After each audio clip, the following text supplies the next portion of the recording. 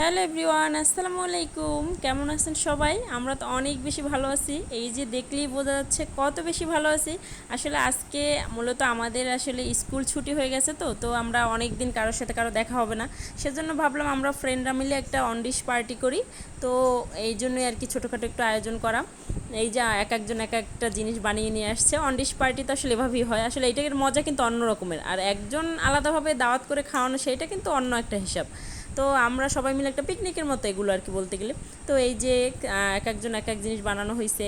আমাদের মুনতাকির আম্মু কেক বানিয়ে আনছে, পিৎজা বানিয়ে আনছে। তারপরে আমাদের ইরফানের আম্মু, মানে আমাদের মনিকে ভাবি, সে বানাইছে পাস্তা, চিকেন পাস্তা নিয়ে আসছে, পাকোড়া নিয়ে আসছে। তারপরে আর ছিল আমাদের ম্যাম আমাদের সাথে আজকে। তো ম্যাম নিয়ে আসছিল মজাদার একটা হালিম। ম্যামের হালিমটা অনেক বেশি মজা ছিল। আর নিয়ে আসছে কাবাবটার কথা তো না বললেই না, ম্যামের স্পেশাল 2টা রেসিপি ছিল।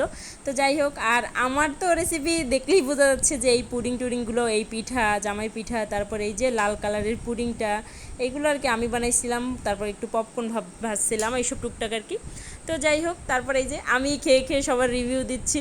তো আমি এবার নাকি একটু বেশি খাই, সেই জন্য আর কি আমিই বললাম যে আমিই খাই, তারপর তোরা ভিডিও কর।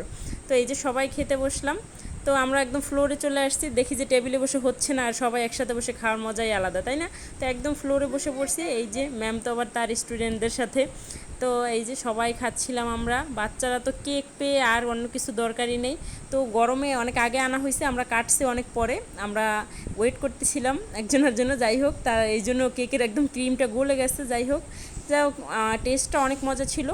তো এই যে আমি খাচ্ছি আবার আরেকজনের পাস্তা, এইটা তো অনেক বেশি মজা ছিল। তো পাস্তাটা আর কি আমি খাচ্ছিলাম অনেকক্ষণ ধরে।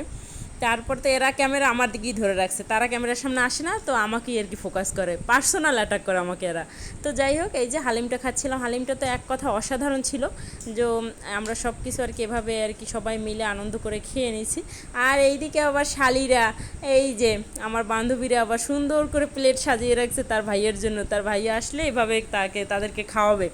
তারপর তার ভাইয়ের জন্য এই যে সুন্দর করে একদম প্লেট সাজিয়ে তারপর তার ভাইয়াকে দিল। এই যে সব খাবার উঠে তারা মানে এত খেয়াল, আমি তো একবারও খেয়াল করিনি, তারা সবগুলো থেকে 1 পিস 2 পিস করে তার ভাইয়ের জন্য রেখে দিচ্ছে একদম প্রত্যেকটা আইটেম থেকে। তারপরে তারা নিজের হাতে তার ভাইয়াকে খাওয়াচ্ছে, সবাই ভিডিও করতেছে। মানে খুবই ভালো লাগলো এই ব্যাপারটা আমাদের। যাই হোক, আপনারা কেউ আবার বললেন না নাজিম তানিশের মতো অবস্থা হয়ে যায়, কেউ আবার এই চিন্তা করিয়েন না, অনেকের মনে তো অনেক ধরনের প্রশ্ন চলেই আসতে পারে। তো যাই হোক, আমার জামাই এবার খেয়ে খেয়ে রিভিউ দিচ্ছিল কোনটা কীরকম হয়েছে। যাই হোক, সব মিলিয়ে আলহামদুলিল্লাহ।